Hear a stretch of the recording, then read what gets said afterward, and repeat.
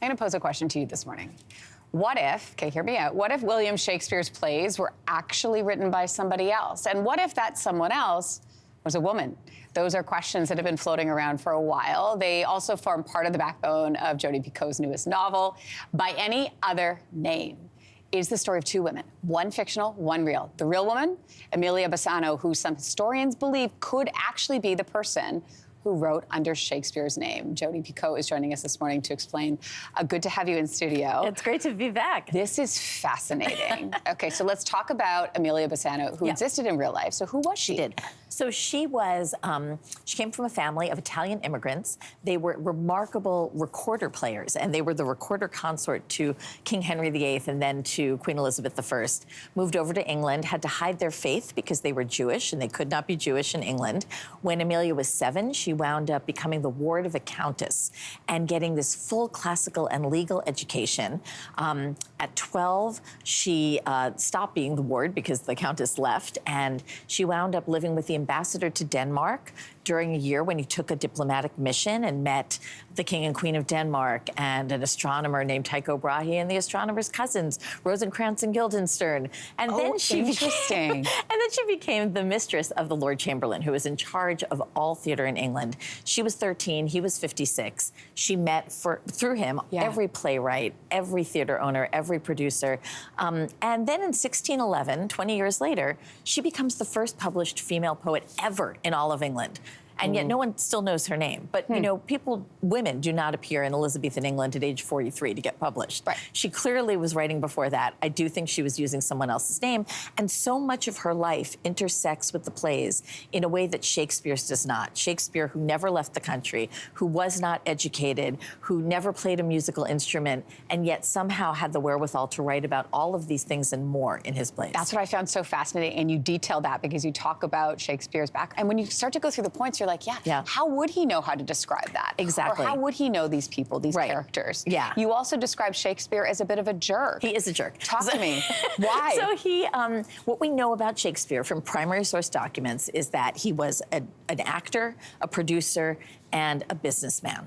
We know that he evaded taxes twice. We know that he had multiple restraining orders taken out against him by business colleagues. We know that when there was a famine, he bought all the grain in Stratford and doubled the price and made his neighbors pay it. He was very much like a certain president-elect in the United States. He also never left the country, never played a musical instrument, was not commemorated at his death by any other playwrights. He did not have a formal education, may not even have gone to grammar school, which is not a problem. Right. But when he died, he didn't own a single book. Really? Not one. And it wasn't like there were libraries where he was doing research. He had 2 daughters that he never taught to read or write. They signed with an X. And yet he somehow managed to write the most proto-feminist characters in all of history. Yeah. It just doesn't add up. So you believe...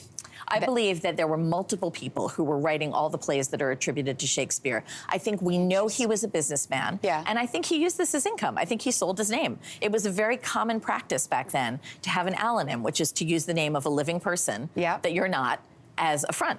Right. And I think Amelia was one of those people. Which is a huge part of the story, too. Yes. I mean, I talked about the 2 women that you focus on, and that was the real person. Yes. That was about the character, the fictional character of Melina. Right. And you include elements, you always do, of your own life in your experiences.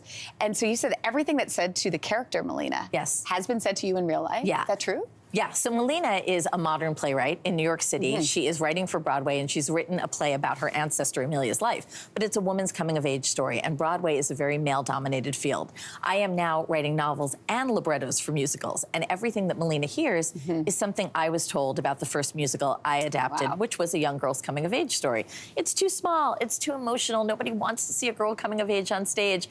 80% of tickets for Broadway are purchased by women. Right. But the theater owners are a handful of older white gentlemen who want to see their own experiences replicated on the stage, and that is a complete disconnect. Wow. Well, speaking of strong women, Jodi. Yes. You're going to see Taylor Swift tonight. Yes! Okay, so tell me, have you seen her before? I have not. You have not? I have not, but come on. I mean, I wrote a book about the most tortured poet of all time, right? I know, what are you most looking forward to, and do you have an outfit? Boy, do I have an outfit. What are you wearing? I have a replica of a dress that she wears during the Tortured Poets part of the program. No way. Yeah, because I figured I kind of can own that, right? Yes. As a writer. Oh, 100%. But I love her. I think she is she's brilliant. She's a wordsmith. She is a poet. Yes. And as someone who has been on book tour now for over 2 months, I am so impressed that she can keep doing this for like 4 hours every night. Absolutely. Yeah. Well, we are so happy that you keep doing this. You know that I'm such a big fan. I told you that off camera. Have so much fun tonight. I will. Thank you. Send us a picture of your outfit. I think it's going to be so fun. I'm learning so much about Taylor Swift and everything that happens. Anyway, Jodi, thank you for being here. Thanks for having me. A reminder, Jodi's new book is called By Any Other Name. If you liked that video, make sure to subscribe to the Your Morning YouTube feed, where you can find all kinds of new content posted every weekday morning.